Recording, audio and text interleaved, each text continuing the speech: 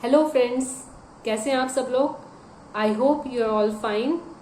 तो आज से हम एक नई जर्नी स्टार्ट कर रहे हैं क्लास 6 एनसीईआरटी ज्योग्राफी से लेके क्लास 12 एनसीईआरटी ज्योग्राफी। ये सीरीज उन सभी के लिए बहुत बेनिफिशियल है जो या तो स्कूल स्टूडेंट्स हैं या कॉम्पिटिटिव एग्जाम्स की प्रिपरेशन कर रहे हैं। तो हम लोग कोई भी क्लास चैप्टर वाइज पढ़ेंगे।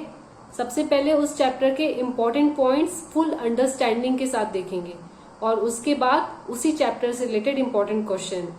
सो you also try to first understand the concept and then try to memorise. Okay, so let's begin with the first chapter of the class 6 NCERT geography, the earth in the solar system. I hope you will enjoy learning it. Let's start by pictures. तो ये हमारा अर्थ है और ये हमारा solar system.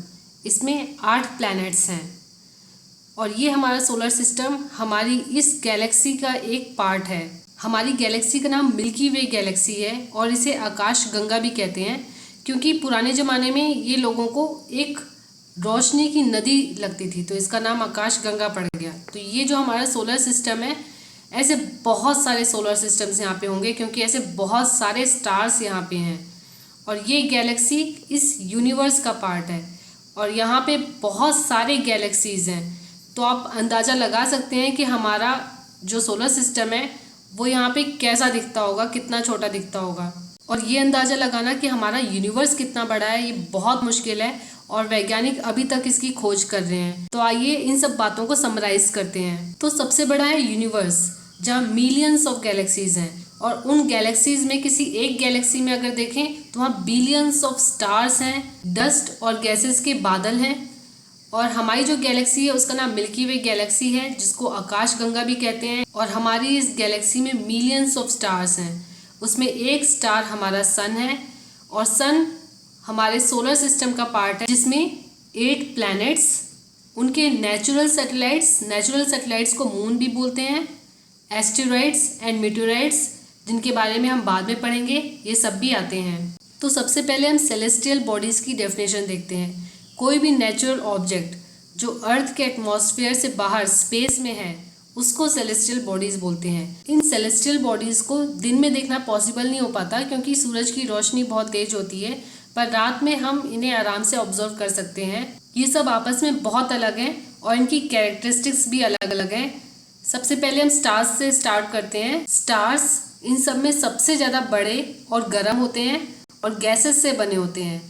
इनकी खुद की हीट और लाइट होती है जिसको ये एमिट करते हैं, जैसे हमारा सन। हमारे सन की वजह से हमारे प्लैनेट्स में लाइट आती है। तो ये स्टार्स कभी कभी अलग अलग पैटर्न्स में अरेंज्ड होते हैं, अलग अलग ग्रुप्स में, तो उनको कॉन्स्टिलेशंस बोलते हैं। तो जैसे उर्सा मेजर और बिग बियर एक कॉन्स्टिलेशन है, सप्तऋषि उसका पार्ट है। सप्तऋषि में आपने देखा होगा रात में 7 स्टार्स का एक ग्रुप है। आप लोग ऑब्जर्व करेंगे क्लियर नाइट स्काई में तो ऐसे बहुत सारे कॉन्स्टलेशंस आपको दिखेंगे। अब मैं आपसे एक क्वेश्चन पूछ रही हूँ, आप लोगों को उसका आंसर गेस करना है।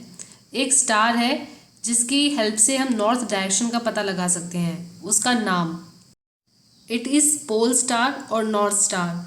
ये अपनी पोजिशन कभी भी चेंज नहीं करता, एक ही जगह पे रहता है नॉर्थ डायरेक्शन में, तो इसीलिए इसको नॉर्थ स्टार भी बोलते हैं। तो इसकी पोजीशन हम सप्तऋषि जो कॉन्स्टिलेशन है उसकी हेल्प से पता लगा सकते हैं। तो ये सप्तऋषि है। तो जो एंड के 2 स्टार्स हैं उनको अगर स्ट्रेट लाइन में देखें तो एक चमकता हुआ तारा दिखेगा, वो नॉर्थ स्टार है और वही नॉर्थ डायरेक्शन है। पुराने टाइम पे लोग इसी मेथड से डायरेक्शन का पता लगाते थे। और कुछ सेलेस्टियल बॉडीज होती हैं जिनके पास खुद की हीट और लाइट नहीं होती है, उनको रोशनी उनके पास के एक स्टार से मिलती है। इनको प्लैनेट्स कहा जाता है। ये ग्रीक वर्ड प्लैनेटाइज से आया है जिसका मीनिंग वैंडरर्स है, मतलब घूमने वाला। तो ये प्लैनेट्स एक पर्टिकुलर स्टार के चारों तरफ घूमते रहते हैं ग्रेविटेशनल फोर्स की वजह से। तो इसका एग्जाम्पल अर्थ है जिसको लाइट सन से मिल रही है। नेक्स्ट है सैटेलाइट। जिस तरीके से प्लैनेट सन का चक्कर लगाते हैं उसी तरीके से सैटेलाइट प्लैनेट का चक्कर लगाते हैं। तो ये 2 टाइप के होते हैं, एक नेचुरल सैटेलाइट, एक आर्टिफिशियल सैटेलाइट। नेचुरल सैटेलाइट का एग्जांपल मून है और आर्टिफिशियल सैटेलाइट्स को ह्यूमन मेड सैटेलाइट्स भी बोलते हैं। इसको अलग अलग पर्पसेस के लिए साइंटिस्ट अर्थ से रॉकेट से छोड़ते हैं ताकि हमें यूनिवर्स के बारे में और ज़्यादा इन्फॉर्मेशन मिले। जो कम्युनिकेशन हम लोग अभी हो रहा है आराम से, वो इन सैटेलाइट्स की ही वजह से हो रहा है। तो इन सब के एग्जाम्पल है INSAT, IRS, EDUSAT. Now we will study about our solar system. इसमें सन, 8 प्लैनेट्स, उनके मून्स और एस्टेरॉइड्स एंड मेटेरॉइड्स आते हैं। तो सोलर सिस्टम में जो सोल वर्ड है, ये रोमन माइथोलॉजी सन गॉड से आया है। सोलर मतलब जो सन से रिलेटेड है। ये सारे क्वेश्चंस आपके कहीं ना कहीं किसी ना किसी एग्जाम में आ सकते हैं। तो एक एक लाइन में एक एक क्वेश्चन बन सकता है। तो ये सब आप लोग बहुत ध्यान से अच्छे से पढ़िए। तो सबसे पहले हम सन के बारे में देखते हैं। ये हमारे सोलर सिस्टम के सेंटर में है, सबसे ज़्यादा गर्म है, इसी से लाइट और हीट हमारे प्लैनेट्स को मिलती है। तो ये इतना ज़्यादा गर्म है, लेकिन फिर भी इसकी हीट हम तक इतनी नहीं पहुंच पाती है, क्योंकि ये बहुत दूर है, अराउंड 150 मिलियन किलोमीटर। ये हॉट गैसेस से बना हुआ है और इसकी ग्रेविटेशनल फोर्स की वजह से एक बाइंडिंग सिस्टम रहता है, जिसकी वजह से सारे प्लैनेट्स इसके चारों तरफ घूमते रहते हैं। और हमारे सोलर सिस्टम में 8 प्लैनेट्स हैं, mercury, Venus, earth, Mars, Jupiter, Saturn, Uranus and Neptune. इसको बुक में एक ट्रिक दिया हुआ है, उसकी हेल्प से आप याद कर सकते हैं। My very efficient mother just serve us nuts. इन वर्ड्स का जो पहला अल्फाबेट है वो इन प्लैनेट्स को इंडिकेट करता है। Now next question is which planet is known as earth's twin? It's Venus, क्योंकि इसका जो साइज और शेप है वो अर्थ के बहुत सिमिलर है। ये प्लैनेट इसी सीरीज में अरेंज्ड है हमारे सोलर सिस्टम में। जैसे मरकरी सबसे पास है हमारे सन के, उसके बाद वीनस है, उसके बाद अर्थ और सबसे दूर नेपट्यून है। ये हमारे सोलर सिस्टम की पिक्चर आपकी बुक से ही ली है।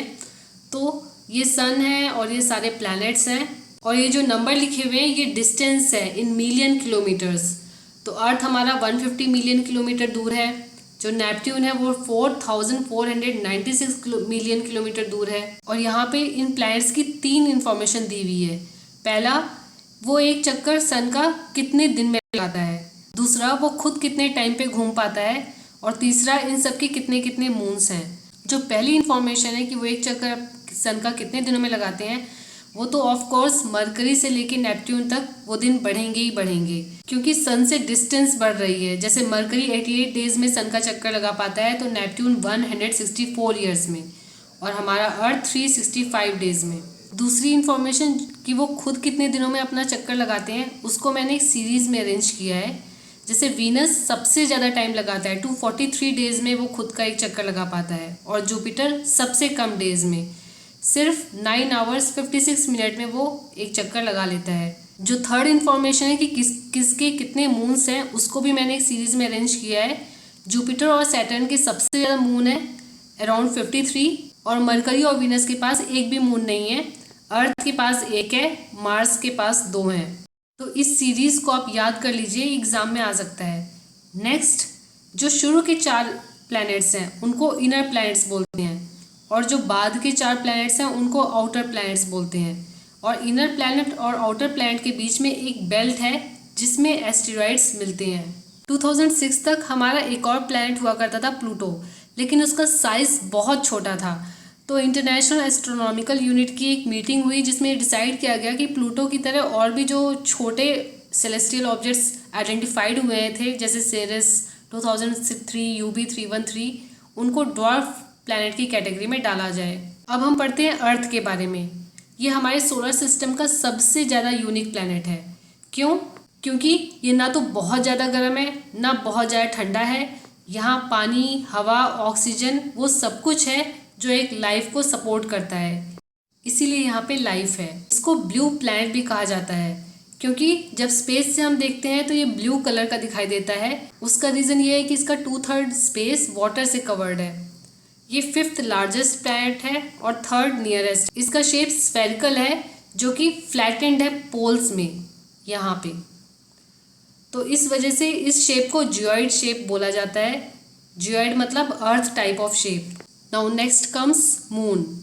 हमारे अर्थ में एक ही मून है जिसका डायमीटर अर्थ के डायमीटर से 1/4 है, और ये सिर्फ 3,84,000 किलोमीटर है। इसकी वजह से ये रात में जब भी देखो तो थोड़ा सा बड़ा दिखाई देता है बाकी सेलेस्टियल बॉडीज के कंपैरिजन में। Important question is why only one side of moon is visible to us? क्योंकि वो 27 डेज में अर्थ का भी चक्कर लगा पाता है और 27 डेज में ही ये खुद का भी चक्कर लगा पाता है। तो इस वजह से मून का दूसरा साइड हमें कभी दिख ही नहीं पाता है। मंथ में एक बार फुल मून होता है जिसे पूर्णिमा बोलते हैं, और एक बार न्यू मून होता है जिसे अमावस्या बोलते हैं। यहाँ लाइफ सपोर्टिंग कंडीशंस नहीं है, तो इसलिए यहाँ पे कोई लाइफ नहीं है। मून में माउंटेन्स, प्लेन्स, डिप्रेशंस हैं, जिसकी वजह से उसकी सरफेस पे शैडो पड़ती है। So you can see the picture of the moon. ये जो ब्लैकिश पैचेस हैं ये एक्चुअली माउंटेन्स, प्लेन्स, इन सब की शैडो है। तो हमने अपने सोलर सिस्टम में सन, प्लैनेट, अर्थ, मून, इन सब के बारे में पढ़ लिया, लेकिन जिनका बहुत देर से जिक्र हो रहा था, एस्टेरॉइड्स और मेटेरॉइड्स, अब हम उसके बारे में पढ़ते हैं। जैसा कि पहले डिस्कस किया, एस्टेरॉइड्स इनर प्लैनेट्स और आउटर प्लैनेट्स के बीच में मिलते हैं, तो बेसिकली ये मार्स और जुपिटर के बीच में मिलते हैं। तो ये भी प्लैनेट्स की तरह सन के चारों तरफ चक्कर लगाते रहते हैं। अकॉर्डिंग टू साइंटिस्ट ये प्लैनेट्स का ही पार्ट है, जो प्लैनेट्स बहुत पहले एक्सप्लोड हो गए होंगे, तो उनके छोटे छोटे पार्ट्स ही हैं जो सन के चारों तरफ घूम रहे हैं। तो इसमें आपको ये याद रखना है कि एस्टेरॉइड्स मार्स और जुपिटर के बीच में मिलते हैं। Next is meteoroids. तो एस्टेरॉइड्स जैसा आपने देखा कि प्लैनेट्स का ही पार्ट था, लेकिन मेटेरॉइड्स रॉक्स के छोटे छोटे टुकड़े हैं जो सन के चारों तरफ ये भी घूमते रहते हैं। तो जब भी ये अर्थ के पास आते हैं तो एटमॉस्फेयर के फ्रिक्शन की वजह से इनमें आग लग जाती है। तो कभी कभी हमें फ्लैश ऑफ लाइट दिखता है आसमान में, तो वो मेटेरॉइड्स के पास आने की वजह से होता है। तो मोस्टली ये फ्रिक्शन की वजह से एटमॉस्फेयर में ही कम्प्लीटली बर्न हो जाते हैं, लेकिन कभी कभी अर्थ में गिर भी जाते हैं, जिसकी वजह से बहुत गहरा गड्ढा हो जाता है। तो ये था हमारा chapter the earth in the solar system. But अभी इसमें कुछ इंटरेस्टिंग फैक्ट्स हैं जो मैंने अलग से स्लाइड्स में दिए हैं। इन फैक्ट्स से भी वन लाइनर क्वेश्चंस पूछे जा सकते हैं, तो ये आपको मेमोराइज होनी चाहिए।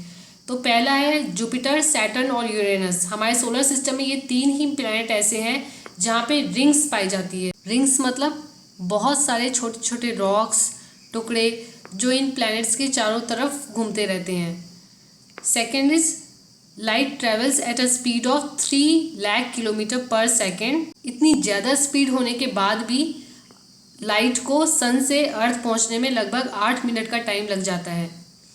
थर्ड, नील आर्मस्ट्रॉन्ग फर्स्ट आदमी था जो मून पे जिसने कदम रखा था 20 जुलाई 1969 को।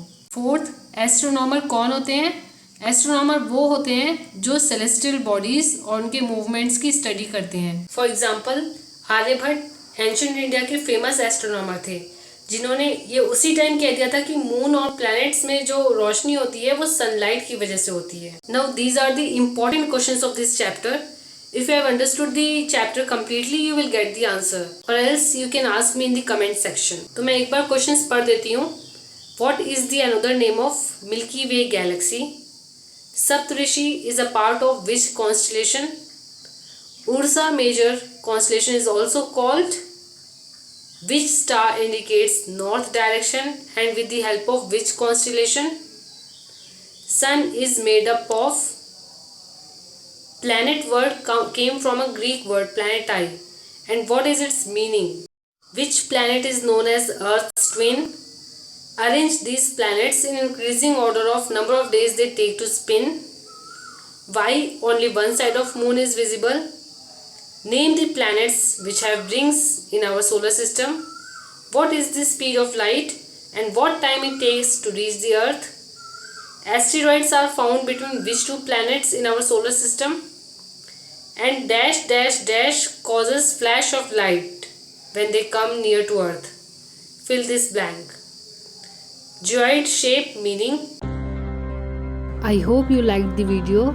If you haven't subscribed till, please subscribe my channel. Thanks for watching.